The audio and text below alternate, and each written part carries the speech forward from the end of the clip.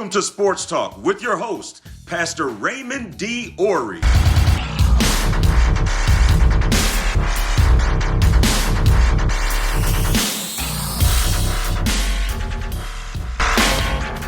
Here we are, ladies and gentlemen. I'm back with my guest, Brother Justin Gage, former Missouri football player, NFL football player as well. So you know your pastor. I'm your host. I'm digging right into it. I'm being selfish with this interview. I'm asking things that I always wanted to know as an athlete. So let me get another one in before.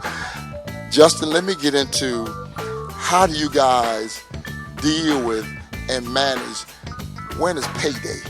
How does I've worked in the world and for me Friday is payday, so I get that, and then I have my check direct deposit, but I'm a little old pastor, so my little $200 or $300 ain't that big of a deal. But how do these guys cash these? You hear all these contracts, and how does the money come in, and how do they cash this check for? I can't imagine going to the bank and I got a $150,000 check. I mean, I know it's not for everybody, but there's some folks that have it. I got a $30 check for the week. Now, do you guys get paid weekly, bi-weekly, or does it depend? Yeah, it really depends on the organization that you're with. But throughout the entire league, the normal thing is you get paid between weeks 1 and week 17.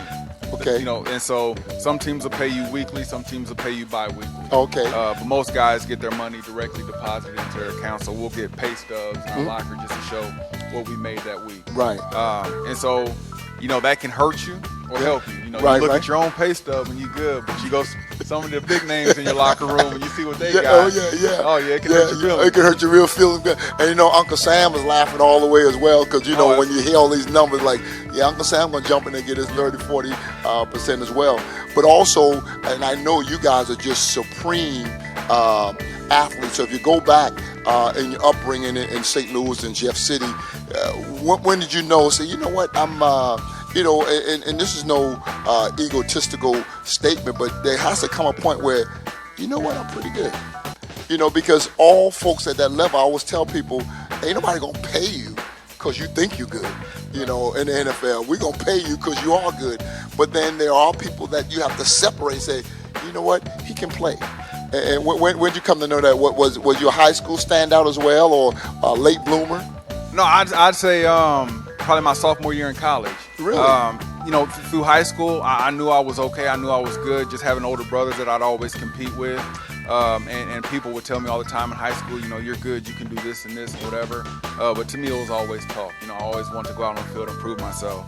And then going to college, it was a whole new world for me. Right now, I'm the small fish in a big pond. Yeah. Guys are bigger than me, faster than me, all that stuff. So it's like, okay, I've got to figure myself out again. I've got to go out and compete. So by the end of my freshman year, I realized, like, hey, I can play with these guys. I can compete and whatnot.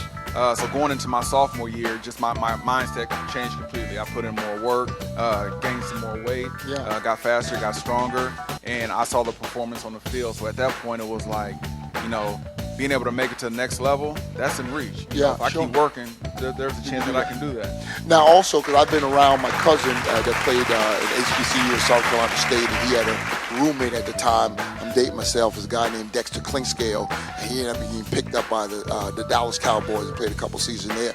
But how was it at that turn, maybe junior, senior season, how was it in terms of getting correspondence from an NFL team? Or did that happen then, or you graduated and got an agent and decided to hit some camps? How'd that work out for you that landed your first NFL position? Yeah, well, after my junior year in college, there was some talk. So at that point in time, just hearing about guys leaving early to go play pro, I want to see where I stood in that situation. One of my big dreams was, hey, let's try to leave school early if you can. Sure. And so I reached out to the NFL to see where I stand, and they told me you'd be a late draft pick, maybe a 5th or 6th round pick. And so at the time, I was like, do I want to try that, or do I want to come back for another year? Talking with my football coach at the time, Gary Pinkel, he stressed to me, come back for another year, improve your stock, improve your status, and get another year of maturity under your belt, and then go. And so that's kind of what kept me in college after my junior year. So going through my senior year, had a great senior year, was able to make the All Big 12 team, and then from there, just prepare myself for the combines, for the NFL draft. Right. And how was it when NFL teams reached out to you? I think that has to be a proud moment as well, to get a letter, or the Seattle Seahawks, or the Dallas Cowboys, or the Chicago Bears, and they know my name or whatever. How did that transition? And then when you knew that, okay, I need to get me an agent. Yeah. Well, I mean, it was an exciting time. It was an exciting time and opportunity, but at the same time, reality really set in for me. I was excited because I knew I had the opportunity to go play at the pro level. Right. Unfortunately for me, in college, my 4 years in college, we never had a winning season, so we weren't able to go to bowl games. We weren't one of the top teams. Right. So my stock wasn't really rising like a lot of guys. So even though I felt like I was a great player and I was better than a lot of these guys that are getting looked at, NFL teams didn't see it that way. Sure. Our strength of schedule wasn't as high as some guys that made it to those high bowl games and whatnot. So for me, it was like, keep your head down, keep working hard. Also being a receiver at that time, I was in my third year of playing receiver. So it was very new to me. And knowing I was going to the league to play that position, there was a lot for me to learn at that time. So the process was exciting, but at the same time, it was extremely stressful because I felt like I was way better than what the coaches and the scouts saw. Yes.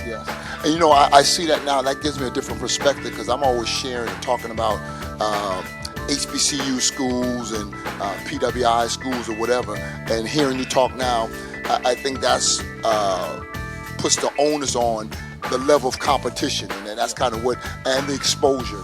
And I've often taught that, the schools don't make the players do, but because the players are there, the school gets that publicity and gets that notoriety. So now you get seen, where if you're over here, you don't, even though you perhaps would maybe better. In closing too, I've always wanted, never had an opportunity to do it. So talk to me about the travel. Well, we're gonna come back and hit that. I want to know about the travel, the food, the hotel, the private charters, things of that nature. So I'm gonna live my life vicariously through you. So you guys come back. I know y'all want to hear some more about that. This is my main man, Brother Justin Gage. Y'all be blessed. We'll be back with another episode on our encounter. Hit us up on our Facebook, all of our social medias, Facebook, Instagram, YouTube, Twitter. Hit us up. Tell us what you think. If you want more of this, do so. You want more Brother Justin, just let us know. We'll bring him back every week. Thank you for joining us, and we'll see you back here next week.